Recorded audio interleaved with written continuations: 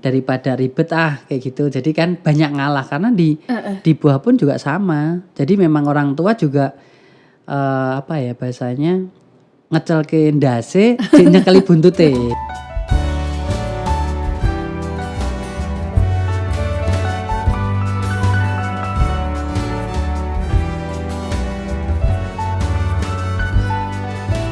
Terima kasih untuk teman-teman yang selalu setia menyimak Inside the Cover setiap episodenya dan sudah klik subscribe juga mengaktifkan notifikasinya. Barangkali kamu orang pertama yang mendengarkan, terima kasih banyak. Hari ini aku mendatangkan seorang narasumber yang kuundang berdasarkan Instastory yang pernah aku tulis di Instagramku @elizabethsudira. Aku nanya, kira-kira siapa ya narasumber Inside the Cover berikutnya yang kamu inginkan gitu. Dan salah satu di antaranya ada teman-teman yang meminta aku mengundang pengusaha yang meneruskan usaha orang tuanya. Aku pikir-pikir, siapa ya di Solo ini yang meneruskan bisnis keluarga atau orang tuanya. Dan akhirnya aku menemukan satu nama, yakni Mas Anto. Tapi kalau nama kerennya adalah Mas Anto Ide Unik. Hai. Halo. Selamat datang Mas Anto. Selamat datang Mbak Eli. Ini rumahnya siapa kok? Oke, Mas Anto. Aku udah sering banget ketemu Mas Anto di mana-mana gitu kan. Kalau tiap ada event biasanya kalau enggak Mas Anto yang nyediain panggung, sound system, lighting, kadang-kadang juga jadi IO-nya. Tapi yang belum banyak yang tahu mungkin Mas Anto ini juga meneruskan bisnis orang tuanya selain penyedia jasa dan juga perlengkapan seperti tadi sound system, lighting dan panggung. Mas Anto ini juga meneruskan bisnis jualan buah di Pasar Gede. Iya, betul. Benar. Itu dari tahun berapa bisnisnya Bapak itu? Kayaknya dari kecil sih itu. Oh. Berarti ya kalau umurku sekarang 37 ya mungkin orang tua udah 37 tahun yang lalu. Bisnis dari buah. Kecil. Oke, itu udah langsung di Pasar Gede dulunya. Langsung di Pasar Gede. Ya di pojokan itu. Iya, mungkin betul. teman-teman tahu tempatnya. Dalam sih kalau di luar itu malah itu baru ya. Baru. Dalamnya sebelah mana tuh Mas? Kalau yang pintu masuk langsung ke kanan, di belakang orang jualan pisang-pisang. Oh, di situ. Oke. Itu berawal dari situ. Terus ekspansi, akhirnya bikin atau punya ruko yang di luar pasar itu ya Mas ya, dekatnya pasar. Dulu pasar ikan. Terus sekarang jadi pasar buah. Sekarang ada di situ.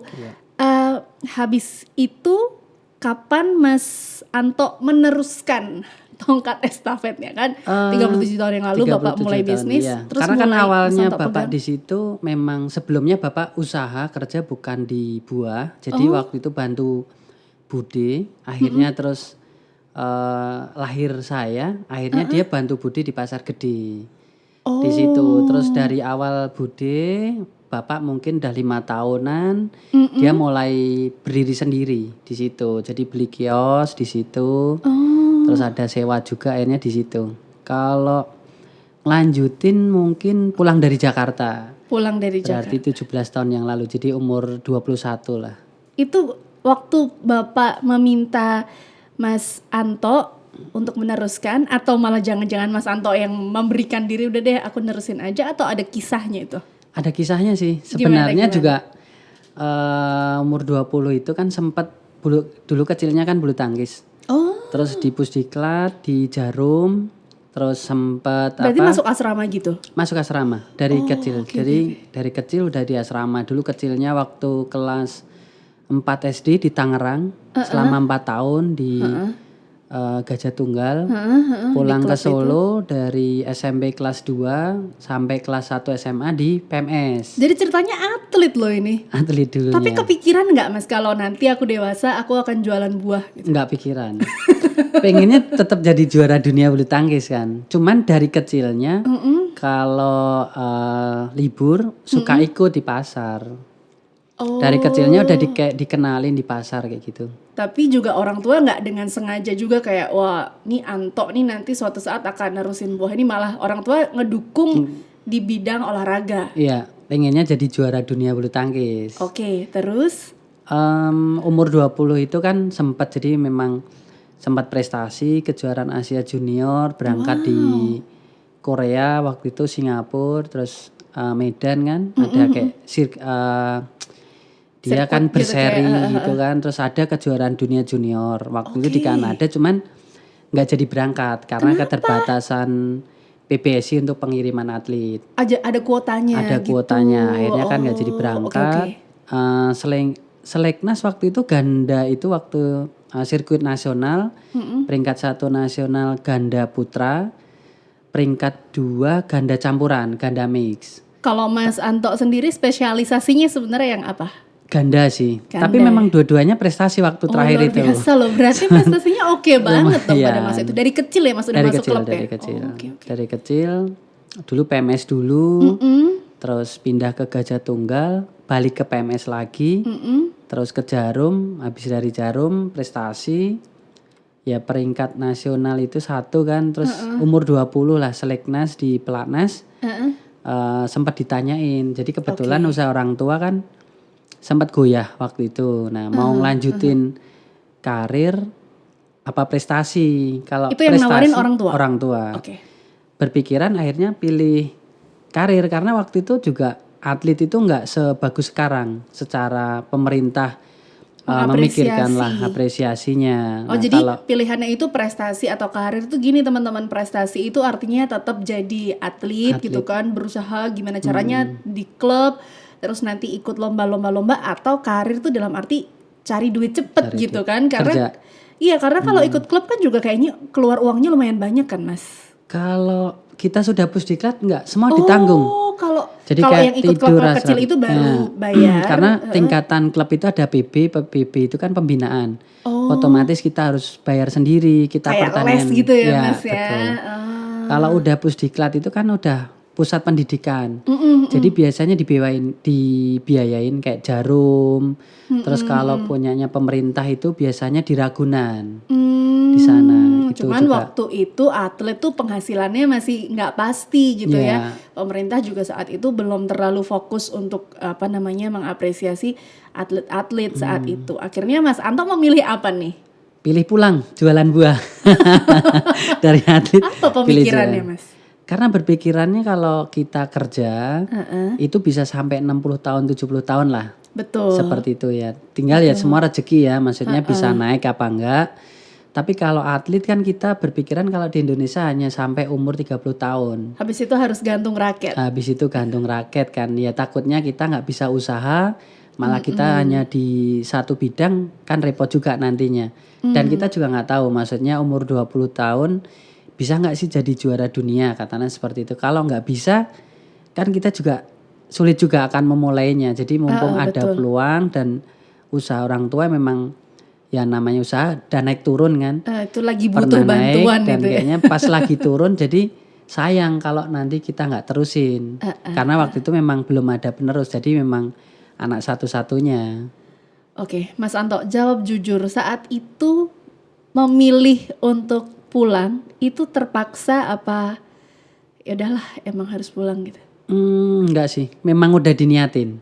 Jadi memang waktu itu sedikit ada kekecewaan juga, maksudnya nggak jadi berangkat, maksudnya kita udah latihan, namanya kita latihan, terus benar-benar udah membayangin berangkat ke Kanada, terus nggak jadi berangkat. Nah, patah hati gitu ya? Nah kayak gitulah.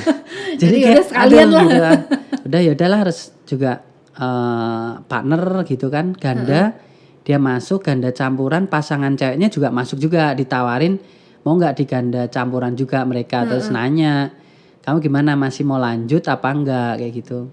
Enggak lah, kalian masuk pelatnas saja, aku pengen pulang jualan buah sebenarnya.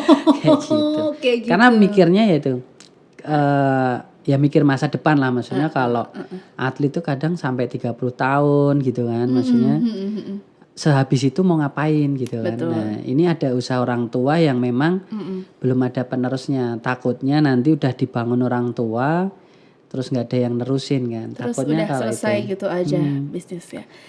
Mas Anto berarti pulang ke Solo itu langsung dipercaya pegang atau ngapain dulu waktu itu? Hal pertama yang dilakukan apa? Tentang jualan buah itu? Jualan buah kalau aku memang pengen proses dari bawah. Jadi aku ikut jualan bagaimana memang kayak pegawai yang jualan buah, jadi nimbangin apa semua seperti itu.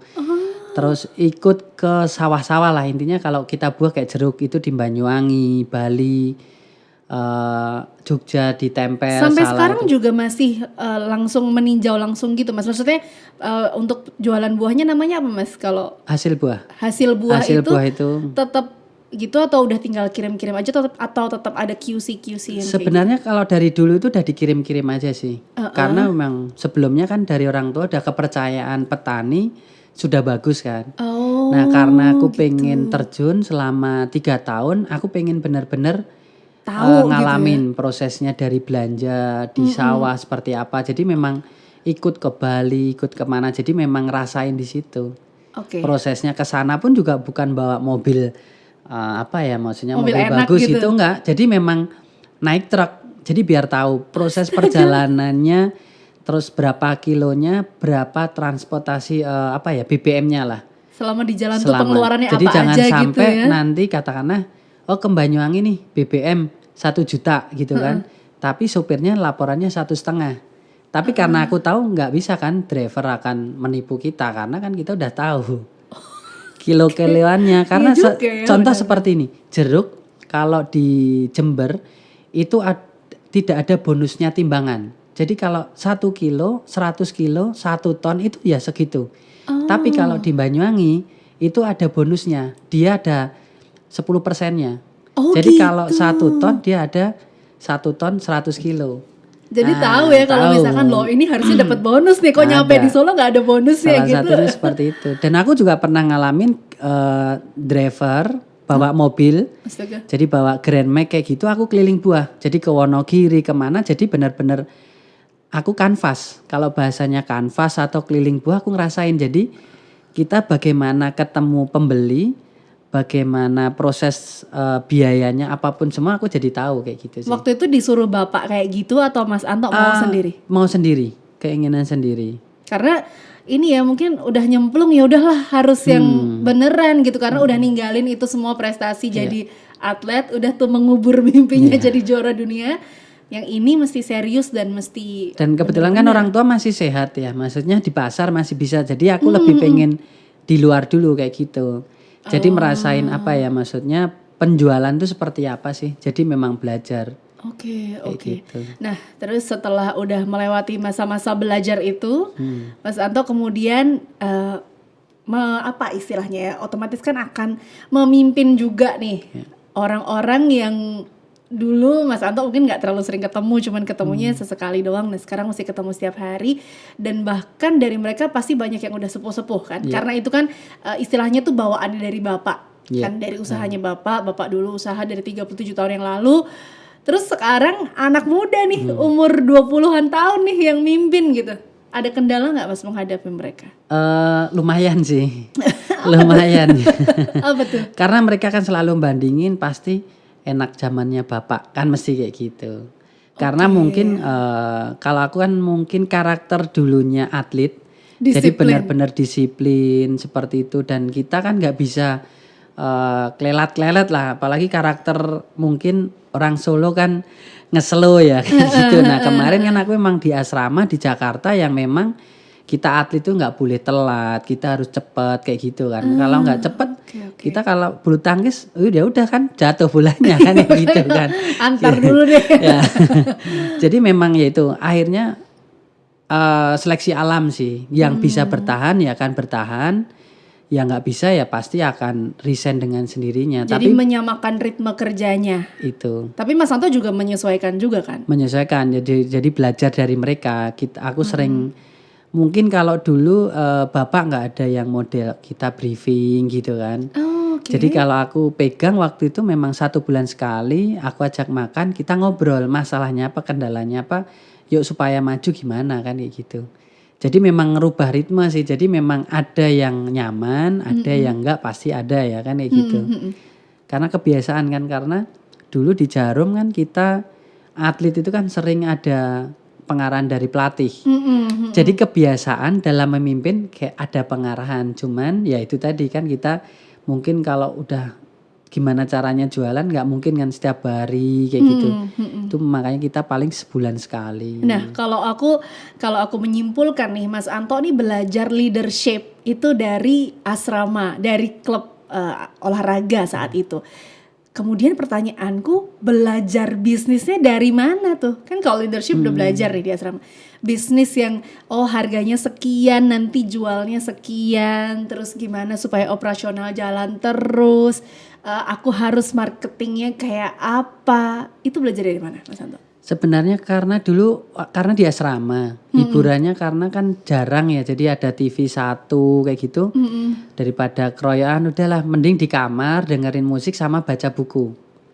Jadi memang dari dulu suka baca buku tentang leadership lah seperti itu. Jadi memang suka baca buku, jadi hiburannya baca buku sama dengerin musik. Nah mungkin kalau cara memimpin karena dulu sempat baca buku-buku kayak gitu sih. Itu juga termasuk. Terus kalau yang bisnisnya tuh caranya ngejual, terus nentuin harganya gimana, itu belajar dari mana? Dari Bapak? Orang tua lebih ke ngebebasin sih. Lebih ngebebasin untuk kamu berkembang seperti apa kan. Tapi karena aku punya megang langsung memimpin itu karena aku udah melalui proses dari bawah. Jadi modalnya berapa, aku keliling buah, aku belanja. Nah di situ aku memang berhitung sendiri di situ. Jadinya learning by doing. Dengan melakukannya, Mas Anto akhirnya belajar. Ini kan mungkin juga banyak teman-teman yang sekarang deg-degan, aduh aku bisa nggak ya nerusin usahanya keluarga atau orang tua.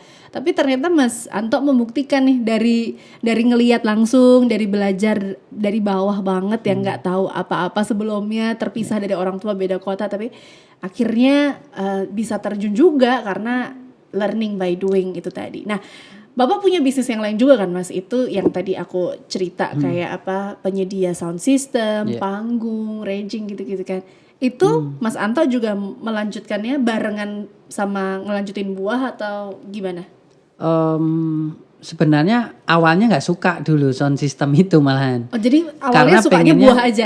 Karena pengennya Bapak tuh ya udah fokus di buah aja, dikembangin ke karena menurutku hasil buah itu masih bisa dikembangin. Maksudnya nggak hanya karena memang aku banyak waktu itu belajarnya banyak ngobrol, sharing ya. Jadi dengan waktu di asrama bulu tangkis di Jarum, jadi memang di sebelahnya itu asrama pegai-pegai Jarum gitu. Jadi banyak sharing bagaimana dia di setiap kota ada kan kayak gitu. Nah bagaimana waktu itu sebenarnya pengennya hasil buah itu tiap kota ada.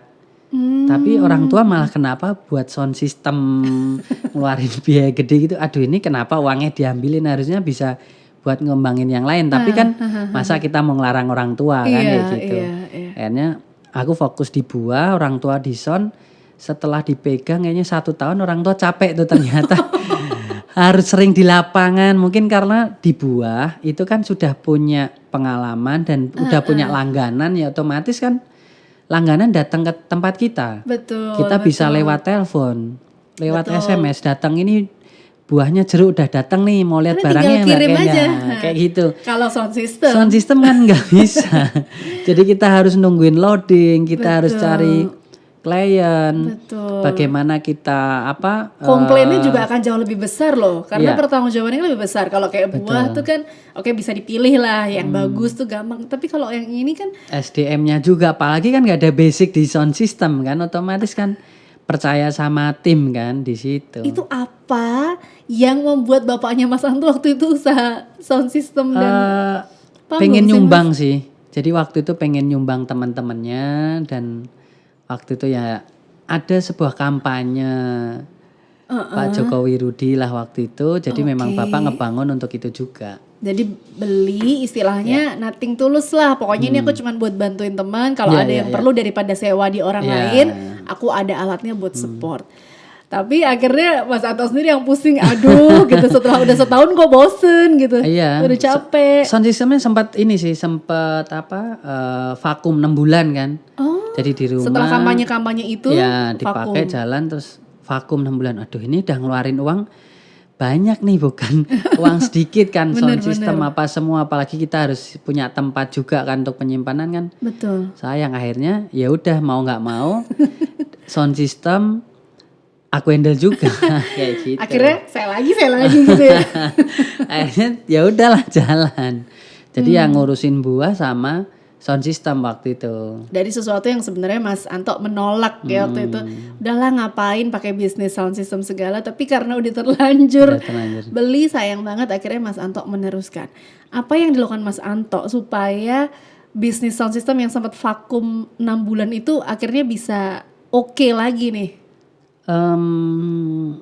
Aku ajak temen sih, si Mas Chandra, dan sampai sekarang masih ikut juga lah. Jadi aku berdua sama Mas Chandra dulu dibilang rental amplop. Gimana tuh? Karena aku bawa proposal tak kasih amplop kayak gitu kan. Datang ke IO kayak gitu. Oh, amplopnya itu ada isinya Proposal. oh gitu. Surat permohonan kerjasama kalau butuh sound system kan gitu kan. Oh gitu. Jadi kan kita bawa map, isinya map sama amplop ya. Jadi kita kalau mau ada acara kita siap support lah seperti itu. Awal-awal namanya kita ngebangun alas ya, branding kan, kita udah fotoin lah company profilnya ABG Sound System, lighting kita punya apa, kita foto kan map aja. Nah di situ masih ada tambahan surat kerjasama kalau mau buat acara kan. Nah, benar-benar ada gitu. penawaran plus-plusnya ya kayak kalau gitu. kalau mau ini. Berarti sempat ini dong Mas, sempat bisa dibilang kayak merangkak banget dong untuk Merangkak banget. akhirnya bisa, sekarang kita tahu dong ABG Production itu ada di mana-mana, di acara-acara gede gitu. Berawal dari kayak gitu. Iya, dan merubah awal yang dari sound dangdutan. itu dia aku tuh deh. Apalagi ya istilahnya zaman dulu tuh kalau aku kan pemain band nih Iya, Mas. iya. Kalau di satu acara gitu misalkan, ini apa sih soundnya nanti mana, misalkan si soundnya tuh si A misalkan gitu, sound A.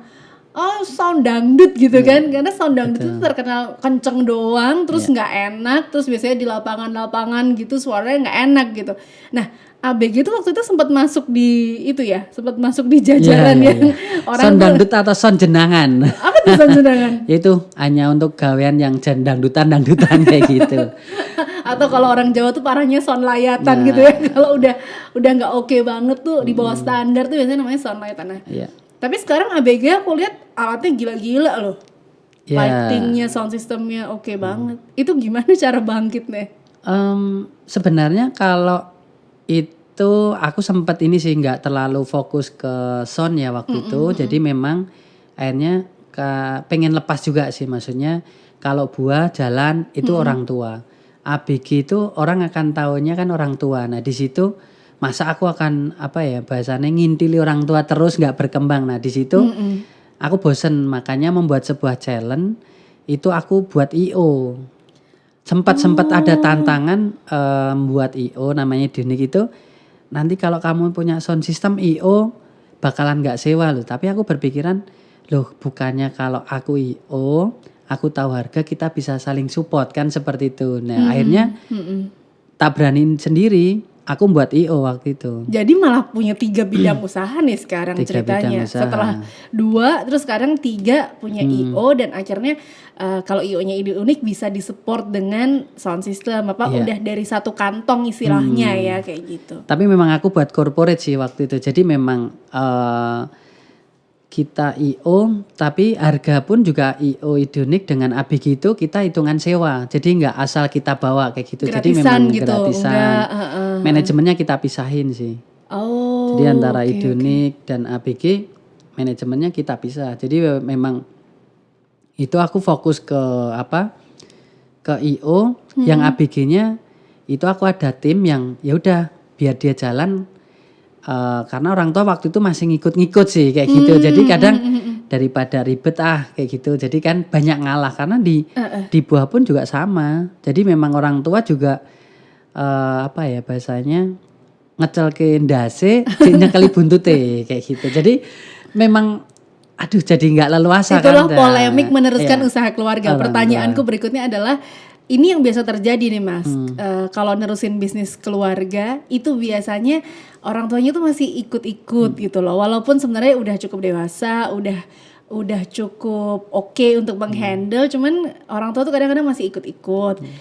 kadang-kadang juga mereka nggak bisa langsung terima dengan inovasi, ekspansi. Terus kalau ada perubahan-perubahan yang dibuat kan, kalau kita nih ya, yang anak-anak muda pasti ngelihat situasi, oh situasinya lagi trennya lagi gini, terus kita akan berubah. Tapi orang tua yang kelahiran tahun 50-an gitu-gitu pasti nggak gampang untuk menerima itu. Gimana Mas Anto mengkomunikasikan kalau lagi punya ide-ide kayak gitu ke orang tua? Makanya kalau ABG kenapa bisa langsung rubah itu sekitar 6 tahun ini, aku bilang sama orang tua kalau memang pengen maju dilepas total, jangan setengah-setengah kayak gitu sih.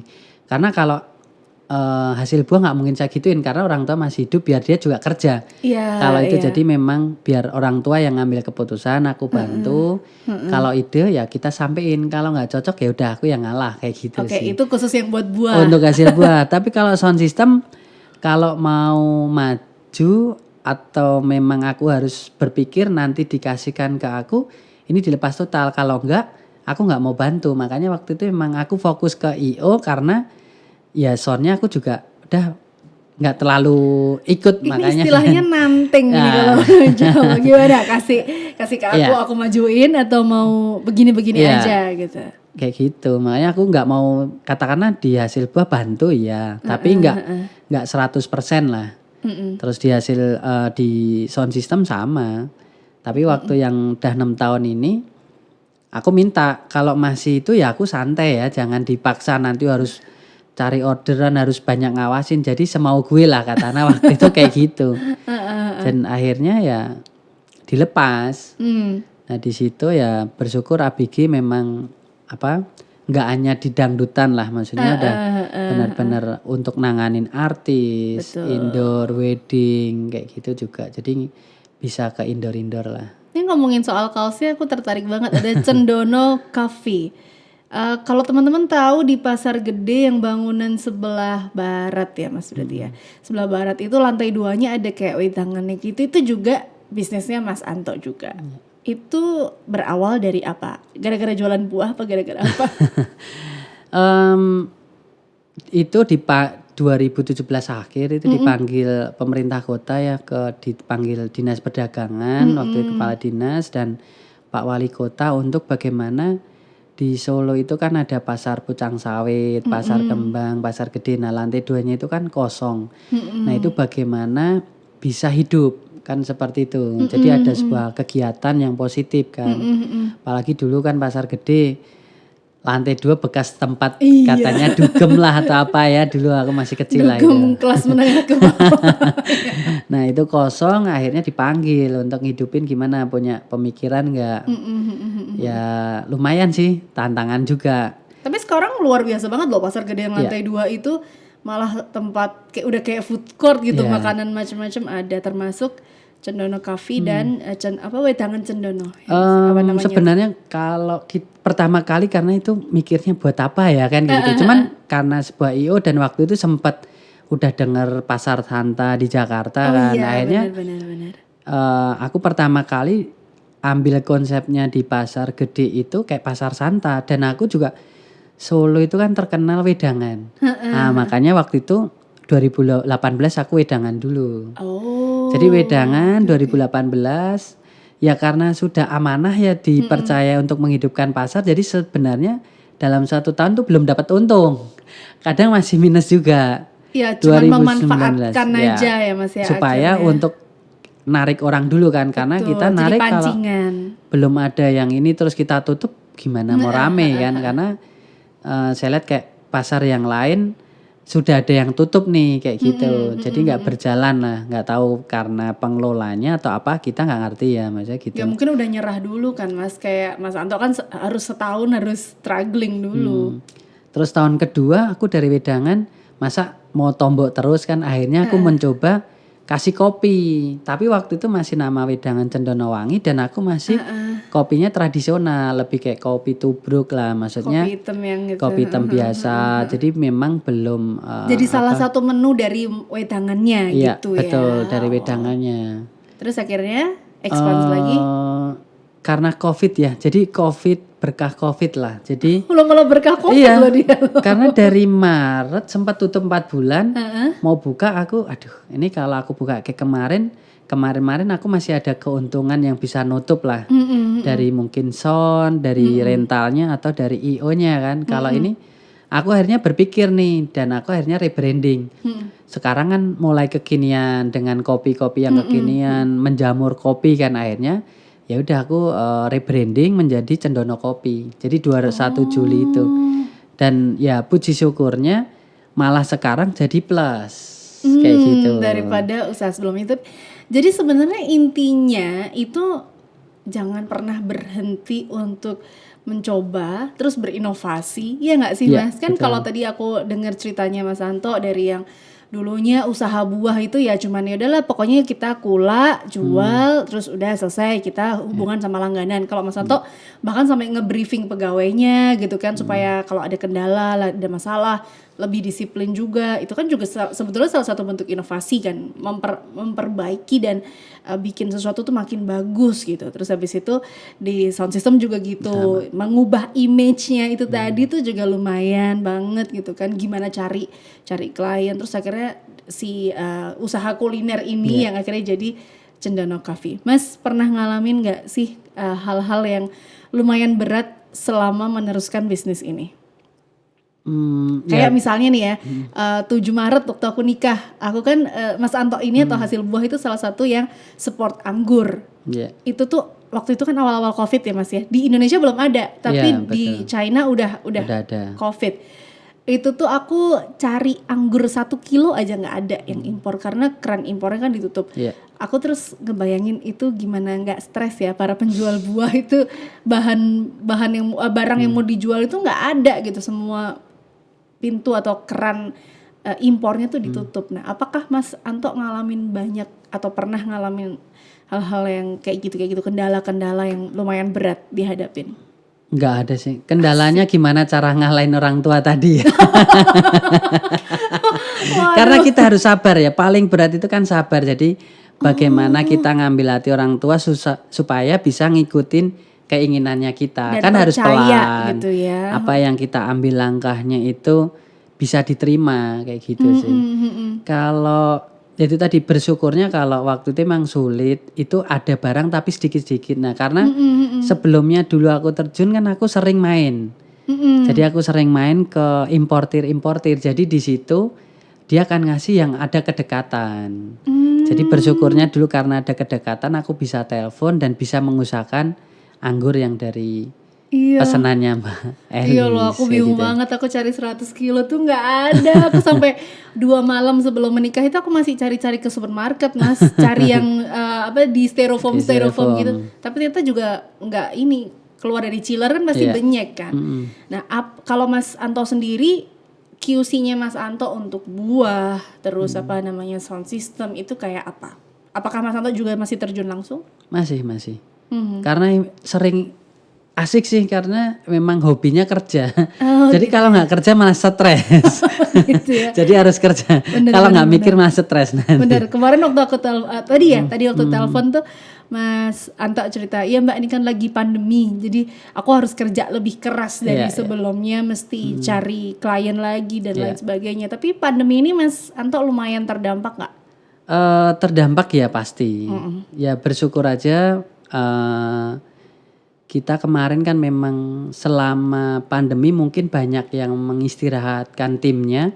Aku tetap masih jalan bagaimana kita beradaptasi dengan kondisi ini. Kalau kita menyerah ya kita nggak bakalan bisa lepas. Jadi kalau kita bisa mengatasi kendala kita akan ikhlas. Jadi waktu itu memang 4 bulan kosong ya aku tetap mempertahankan tim tanpa mengurangi gaji mereka. Wow. Tapi tetap makanya kan waktu itu kayak membuat simulasi wedding, bagaimana membuat simulasi sebuah event, bagaimana kita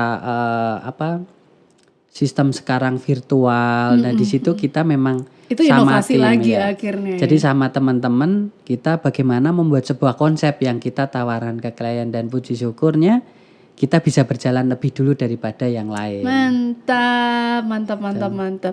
Itu satu perjalanan yang mungkin orang lain menganggap COVID nih, aduh artinya kita nggak ada kerjaan. Kalau Mas Anto justru buat mikirin gitu kan, mumpung kita ada waktu istirahat, kita mikirin kita mesti apa habis ini. Pokoknya kerja terus. Iya, benar banget. Ngomongin soal pandemi nih Mas ya. Aku mau ingetin juga buat teman-teman untuk selalu memakai masker gitu kan. Menjaga jarak kayak kita nih, jaraknya lumayan jauh. Terus habis itu menghindari kerumunan, mencuci tangan dengan sabun menggunakan air mengalir, dan juga kalau bisa mengurangi mobilitas. Jangan pergi-pergi dulu kalau memang nggak penting banget. Supaya kita cepat balik lagi normal ya Mas ya. Biar segala event, kangen event. Aku tuh kepikiran loh, gimana ya kalau teman-teman yang sound system, panggung, I.O yang biasa ngumpulin orang banyak, sekarang kan kayaknya dalam waktu dekat kayaknya nggak mungkin kan Mas. 1-2 tahun ini kayaknya nggak mungkin ya. Makanya kita harus berani beradaptasi. Salah satunya kan sekarang sudah mulai event hybrid, jadi terbatas di tempat dan dia juga virtual ya. Sekarang kan platform-platform kan juga sudah banyak dan internet jaringan sudah mulai berlomba-lomba untuk cari pasar juga mereka kan supaya bisa maju juga sih. Betul. Buah juga gitu kan, kayaknya Mas Anto bikin kayak apa sih layanan delivery gitu kan akhirnya. Delivery juga. Oh, itu juga inovasi lagi akhirnya. Oke, pesen dong Mas buat teman-teman yang di rumah yang meneruskan usaha keluarga gitu, sekarang masih nimbang-nimbang, masih mikir-mikir ambil nggak. Pertimbangannya apa sih Mas seharusnya? Ya pertimbangannya sayang sih kalau punya usaha orang tua nggak ada yang terusin kan. Kasihan dari orang tua, dari berjuang dari bawah sampai atas terus nggak ada yang nerusin. Kalau aku sih lebih berpikir situ. Jadi memang kita mau membalas apapun kebaikan orang tua tuh nggak bisa. Makanya kita pengen berbakti dengan usaha orang tua yang sudah bangun. Gimana kita bisa meneruskan sih di situ. Kalau nggak bisa, kalau misalkan aku nggak punya kemampuan nih gitu, aku nol banget nih, nggak tahu nih gitu. Sama dulu dari nol juga. Tapi ternyata yang penting usaha sih. Kalau kita belum coba kan kita nggak tahu. Dan ternyata waktu itu memang karena gini, orang punya prinsip juga antara orang tua dan aku kan beda juga. Jadi kalau aku berpikiran kekayaan tuh bukan berarti kita punya rumah, punya mobil gitu, enggak. Tapi bagaimana kita bisa menjadi berkat orang di sekeliling kita. Jadi waktu itu orang tua karyawan 50 itu udah bertahun-tahun tuh, mungkin 10 tahun, 15 tahun. Aku dalam 1 tahun jadi 100 karyawan. Wow. Di situ. Makin banyak orang yang diberkati lewat usaha orang tua itu. Coba kalau berhenti, aduh kasihan banget ya 10-15 orang yang akhirnya gak punya pekerjaan itu. Thank you so much Mas Anto udah dateng. Sama-sama Mbak Eli, sudah diundang di podcastnya ini. Karena aku deg-degan. Biasa di event di belakang tuh tenang lah kayak gitu. Tapi giliran di gini malah Terus datang langsung, Mbak Elis kamar mandinya di mana ya? Thank you ya Mas, salam buat keluarga. Terima kasih teman-teman kalau ke Pasar Gede cari Mas Anto. Belum tentu ada di sana. Hari ini kita belajar dari Mas Anto yang meneruskan bisnis keluarganya. Dari 1 bisnis akhirnya jadi 2 bisnis, 3 bisnis, dan akhirnya sekarang bisa berdiri sendiri. Semakin banyak orang yang mendapatkan manfaat berkah-berkat dari pekerjaan yang dulunya dilakukan oleh orang tuanya 37 tahun silam. Tapi hari ini masih survive dan masih bisa menghidupi banyak karyawan. Terima kasih sudah menyaksikan Inside the Cover episode kali ini. Jangan lupa untuk terus menantikan episode-episode berikutnya. Don't judge before you see Inside the Cover.